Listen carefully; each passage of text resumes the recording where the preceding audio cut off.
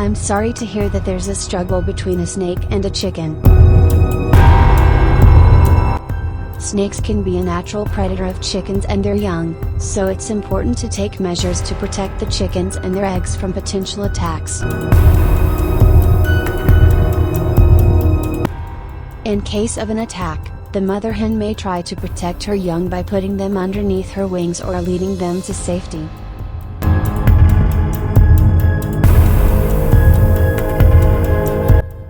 It is important to check on the chickens regularly to make sure they are safe and secure.